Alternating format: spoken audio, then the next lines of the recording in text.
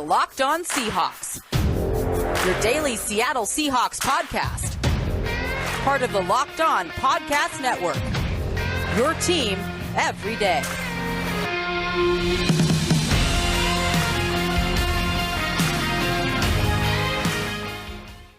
It is crossover Thursday. It is time for a week 2 crossover here for the 2021 season. We have the Tennessee Titans taking on the Seattle Seahawks up in Seattle. I am host Tyler Rowland of the Locked On Titans podcast. We have Corbin Smith, host of the Locked On Seahawks podcast, ready to break everything down for you and get you guys ready to go for this matchup on Sunday night. First and foremost, Corbin, nice to see you and always great to be talking some football. How are you doing this evening? I'm doing great, Tyler. I'm really looking forward to this matchup. This is one of the games that I have had circled on the schedule since it came out that they were going to be playing the Titans, not even when the location of the game was going to be. I was looking forward to this one. Huge Derrick Henry fan. I love the Titans style, their physical smash mouth style they've had for the last several years. And so this is a game that I had bookmarked. And even though last week didn't play out how the Titans wanted it to, I think this is going to be a very intriguing matchup. So looking forward to breaking it down. Yeah, I totally agree. I think it is going to be a very fun game to watch. I had this game circled on the calendar as well, but I have to tell you, for different reasons, I think this may be the toughest game the Titans have all year. So excited to talk about the game. First and foremost, my question to you here to start things out are just, what's the vibe in Seattle right now? What are kind of the key storylines coming out of the week 1 victory over the Indianapolis Colts, which Titans fans will say thank you for as well? Yeah, I've had a few Titans fans actually message me about this already saying thank you, even though, I'm a beat reporter. I had nothing to do with that outcome. But, right. You look at the key storylines around this team all offseason. There was so much talk about Russell Wilson, the trade rumors that were out there. I think that a lot of that got overblown. I think there was smoke. I just don't know that there was necessarily fire. But There's a lot of pressure on Shane Waldron, the new offensive coordinator, and everybody was wondering, what is this offense actually going to look like in game action? Well, I don't know that he could have had a better debut than what he did calling plays against the Colts last week. You saw a lot of elements to this offense that you didn't see when Brian Schottenheimer or Darrell Bevell was offensive coordinator. More misdirection, more pre-snap motion, more balance. They just checked off a lot of boxes that fans were eager to see get checked off, and it's been one game. So really the key storyline to me on offense for the Seahawks, what does Shane Waldron do to adapt? Because the Titans now have game film for a game. They've got more to work with Russell Wilson running this offense.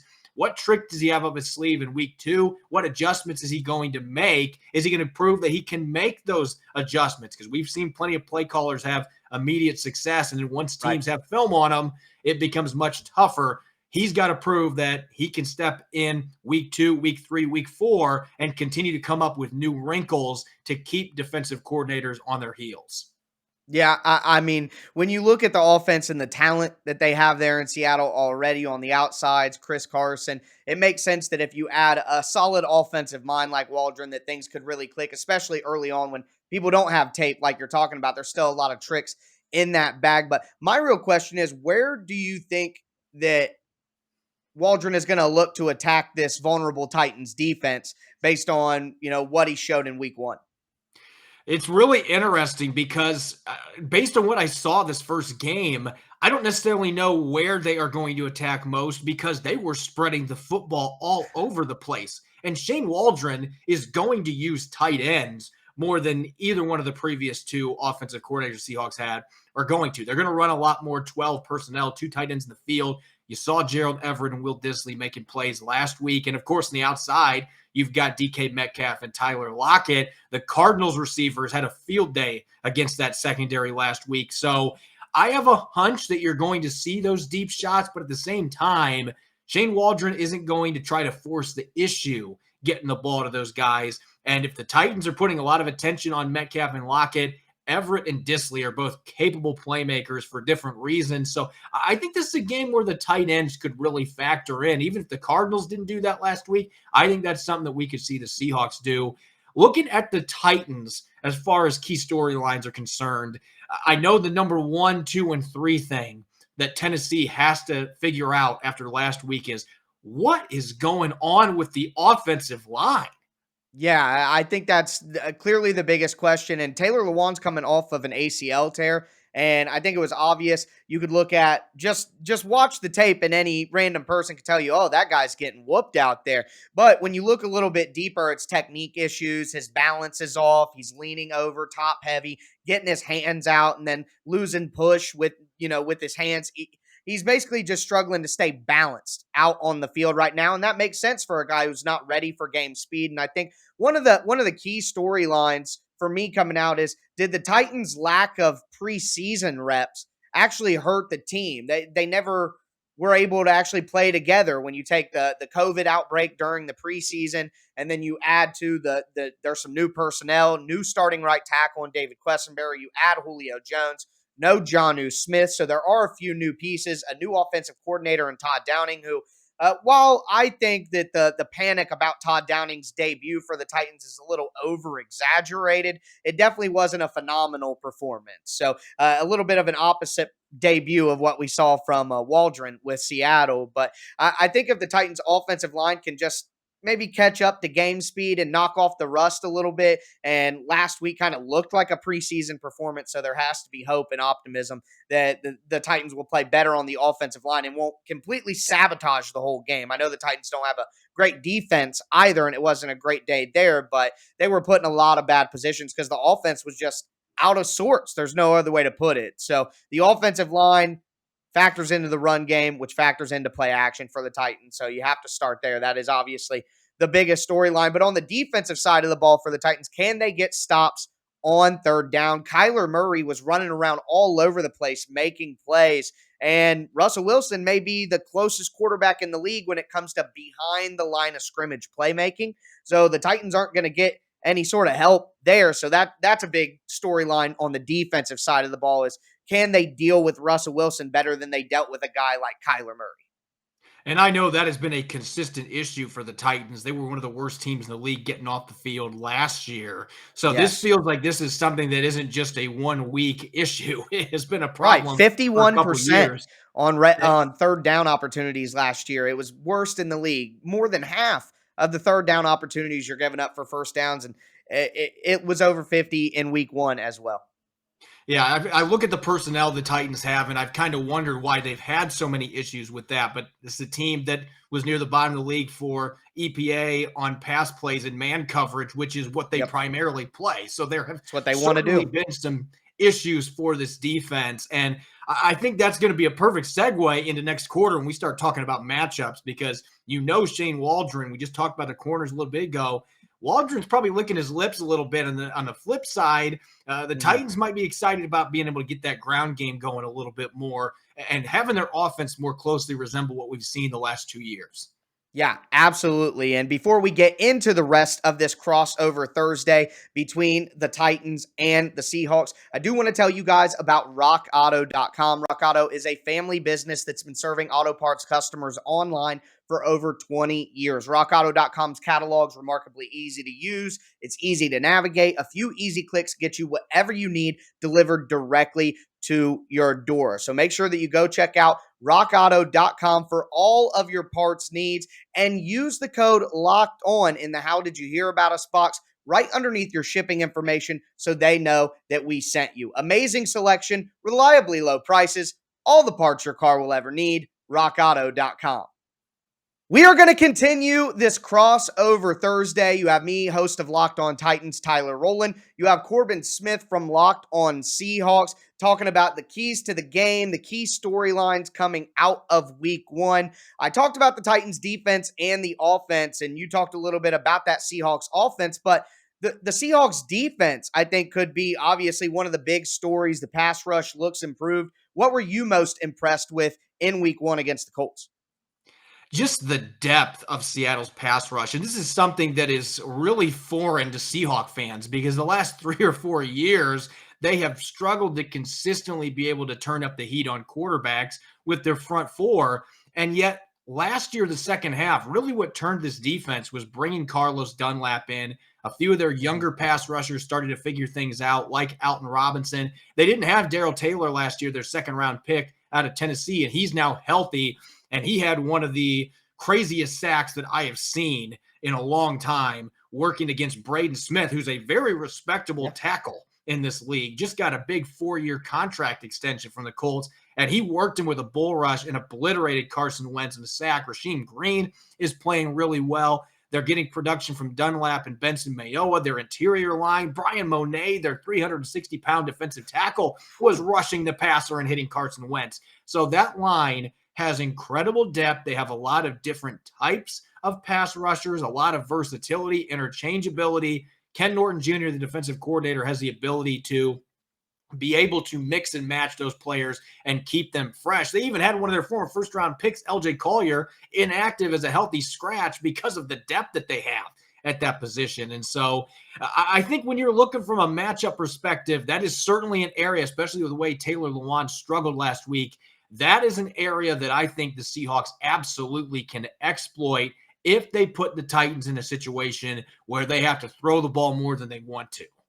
Yeah, and I think that would absolutely play into what the Titans want to do here. And I think the Titans are going to want to spread things out a little bit and try to throw the ball early and not get in the same situation they got into last week where they just couldn't run the ball and they kept going to it. You know what? If the Titans brought in these weapons with Julio Jones, Josh Reynolds, some guys from camp like Chester Rogers have been playing well at wide receiver, Anthony Ferkser, a good receiving tight end. If you have these guys and people are just selling out against the run, well, then you got to go to the pass. And the Colts had some success last week, spreading things out and shotgun and throwing it around on some short intermediate routes. And I think that's what the Titans are going to have to do here. And the problem with that is you're not going to be able to keep in tight ends and chip. You're not going to be able to keep your backs in all the time to chip to help out on the tackles. So it's kind of a catch-22 for the Titans where they don't want to get in the same spot that they got in last week.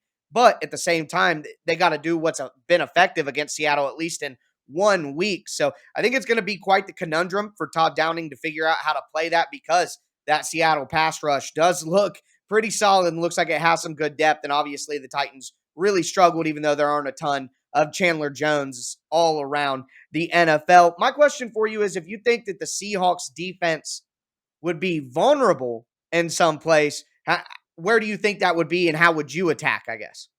As far as matchups that scare me in this game, I just talked about the fact that I think Seattle's edge rushers could potentially have a field day against the Titans tackles from a pass rushing standpoint. I am equally fearful about what could happen in the run game because a number of the guys that I just mentioned, Benson Mayowa, Darrell Taylor, Alton Robinson, they are lighter pass rushers that are going to be trying to set the edge. And to me, the biggest strength in Taylor Lewan's game, and this is something even coming off an ACL injury, maybe this is how you get him going again.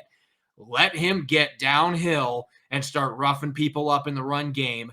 If Darrell Taylor, their Sam linebacker, Mayowa, Robinson, even Rasheem Green being a bigger body guy, if those guys are not able to bring their hard hat and they are not able to set the edge, play physical football at the point of attack, the ability to run off tackle. I'm not talking running sweeps and pitches and stuff, but off tackle runs.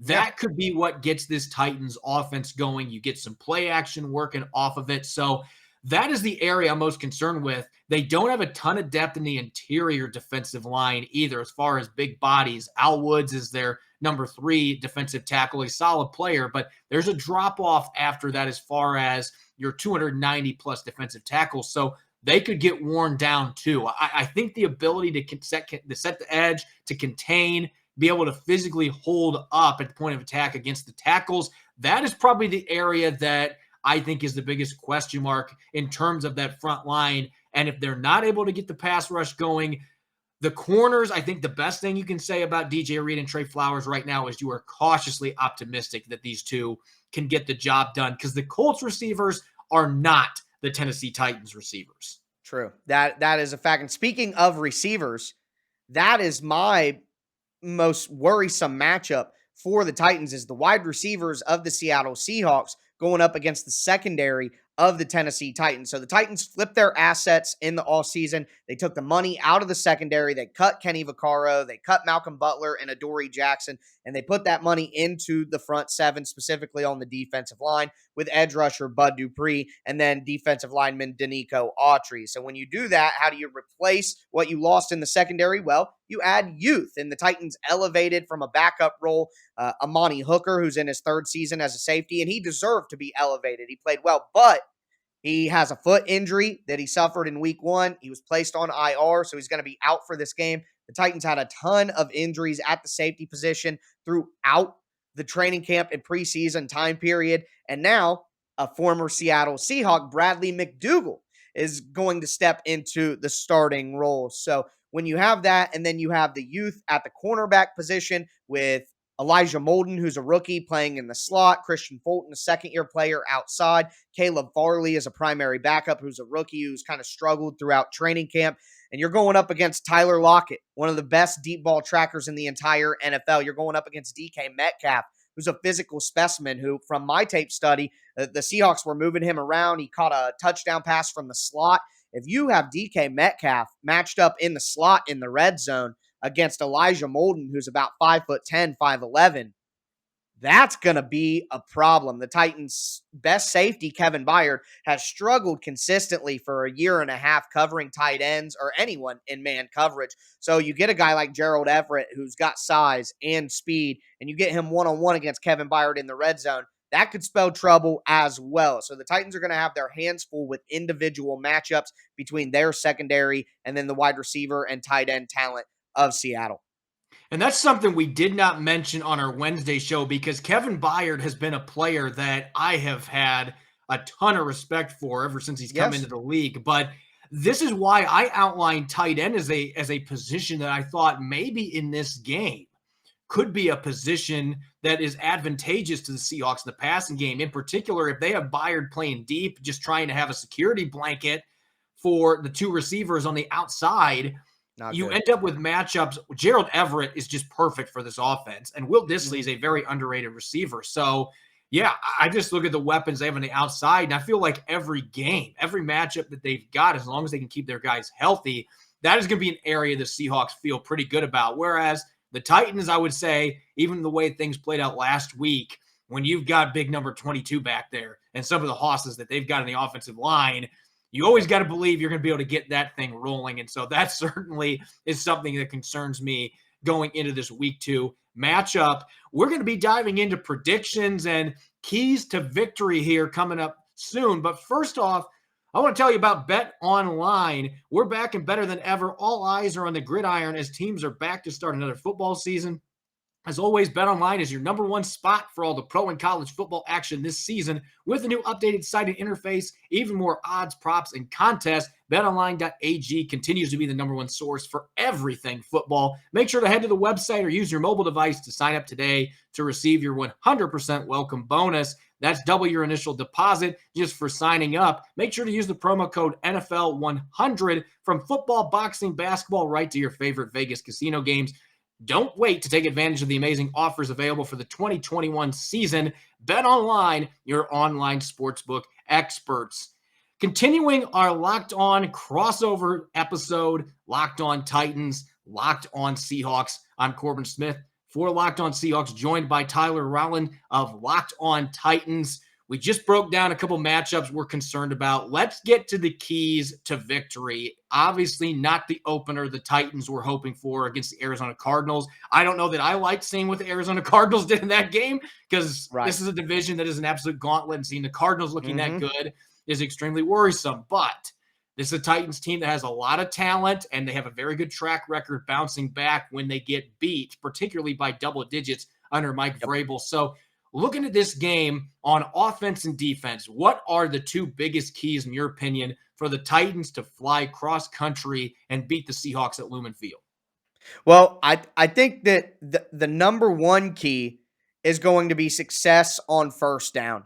So last week in the first half, the Titans ran 13 plays, and they ended up with 54 yards, but 39 of those yards came on a flea flicker pass to Chester Rogers. So if you take out the 39-yard play, that means out of 12 plays, they had 15 yards on first down. You can't have that. You can't start every single drive in 2nd and 9. It just ruins the opportunity that they have to get to their play action game, to do anything creative in the run game. You're really behind the 8 ball if you do that. So the Titans have to find a way to block well enough on the offensive line to not come out and have 2nd and long every single time in the first half. That's going to be the key. You just have to have first down success. And if I'm the Titans, I'm going to go to the play action fake on first down rather than wait for 2nd down to do that. I think that's an adjustment that they didn't fully commit to in week 1 that would have helped earlier on before things got out of hand. So for me, if the Titans can go to the play action pass on first down and that lead them to more success on first down to just give them easier opportunities to convert, I think that's going to be the major key. And then the second key for the Titans on defense is you cannot allow the Seahawks receivers to beat you deep.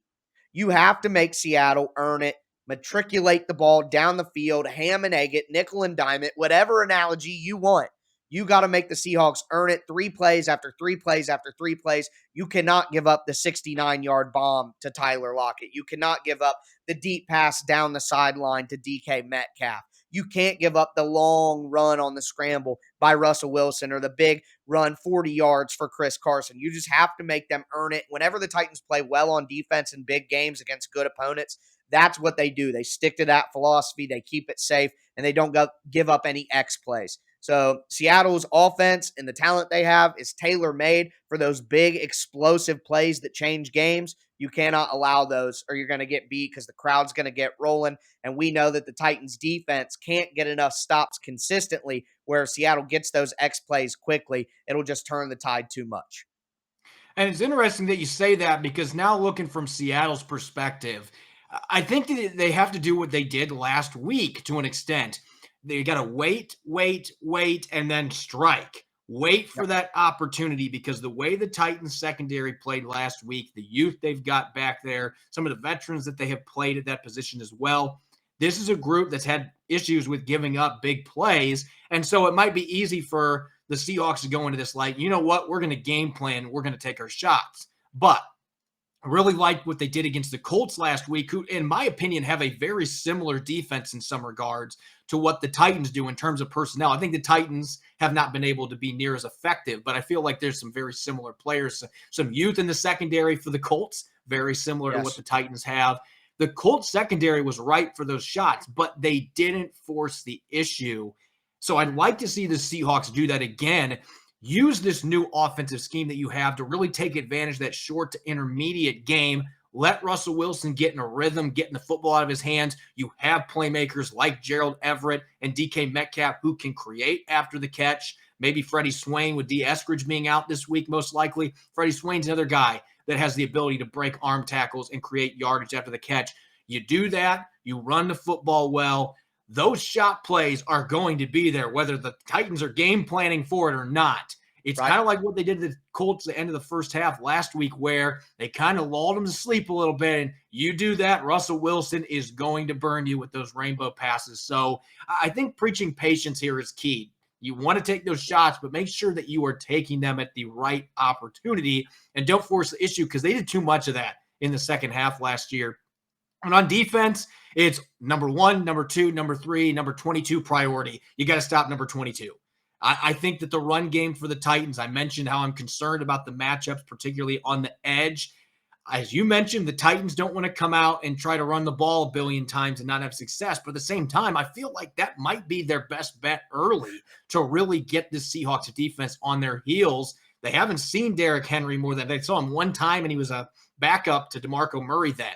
This is a player they have immense respect for. I look at Seattle's defensive line, particularly those edge positions, and I feel like that is an area they can take advantage of. Use some of those first down play actions to get the ball downfield to your stud receivers and take advantage of those cornerbacks on the outside. You can mitigate that pass rush by doing that. And so to me, it's all about corralling number 22.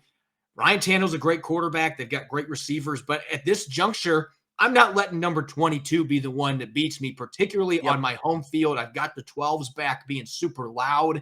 I'm going to force Ryan Tannehill in the passing game to beat me when we've got the crowd with our pass rushers teaming up, and that can make it difficult for any offense. Yeah, I think that's a sound plan. And you talked about the 12s back, and I think that'll be a big factor as well. Mike Vrabel even said in his press conference on Wednesday that the Titans had to practice silent count this week because they're, not used to fans being in the stands and that being a factor from last year, which just the wording of that makes me wonder, why were you not practicing silent count throughout training camp? Oh, that's right, because your starting quarterback was out for 10 days on the COVID list, because Julio Jones didn't practice a single second, because your starting left tackle came back from an ACL and barely practiced in any of the preseason games, made any plays. Your center, your guard were both on the COVID list for 10 days. Oh, that's why you aren't ready to go for things like that. Might have something to do with it. But with that in mind, I think the Titans can get back on track, but I don't think it's going to happen this early. Taylor Lewan's ACL and his game shape and conditioning is not going to be back where it needs to be in week 2 after week 1. Similarly with some other players, same thing. They're not going to be – the Titans are in a preseason funk because they haven't played together on offense, and I don't think that's going to be entirely solved this week. And quite frankly, even though the Titans defense looked better last week, even though you wouldn't know it from just looking at the box score and looking at the score of the game, but I still don't think that the Titans defense is going to be good enough to hold up against the Seattle Seahawks attack. So my prediction for this game is 31-21 Seattle wins. I think it's probably, a 14, maybe 17-point game in the fourth quarter. The Titans score late to make it look closer than it is. But 31-21 is what I think the outcome will ultimately be. You and I are pretty much on the same tangent in terms of scores. I don't trust this Titans defense to be able to, for 4 quarters, keep this offense of Seattle's down. I just don't see it happening. I look at the way they played defensively last year, and the fact that their 2 best pass rushers off the edge on today's injury report, Bud Dupree did not practice. Harold Landry was limited. If they are shorthanded with their edge rushers on top of some of the other issues they've got defensively, with the talent that Seattle has on offense, this new scheme that seems like it's best fit for the skill sets they have with these players on offense, I just feel like the Seahawks they're going to have a little too much. The 12s are going to be amped too. They are so fired up to be back out there. This is a really good Titans football team that I think will get things figured out. Right. I don't think they're going to in this game. So I'm going a little higher scoring. I think it goes 34-24. So you and I are very similar with scores. I think the Titans will find some success moving the ball through the air against Seattle's secondary. I think Derrick Henry's going to have a solid bounce back game. A better day. But in the end, I think the Seahawks and Russell Wilson, they're going to be clicking on all cylinders. The home crowd backing them. I just can't see them losing this game. Yeah, I'm with you. We're on the same page. Maybe even if it ends up being, a touchdown game instead of 10 points. Either way, I do still think Seattle finds a way to come out on top. But what an excellent crossover episode. I mean, you could not be more ready for this matchup than you are after listening to a crossover Thursday between me, Tyler Rowland, host of the Locked On Titans podcast, Corbin Smith, host of the Locked On Seahawks podcast. Had a great time tonight. Hope you guys did as well. Make sure you check out the respective shows on Friday for a solid, complete game preview to get you even more ready for this matchup on Sunday. But I will speak for Corbin and myself and say thank you very much for listening. We will catch you guys on Friday.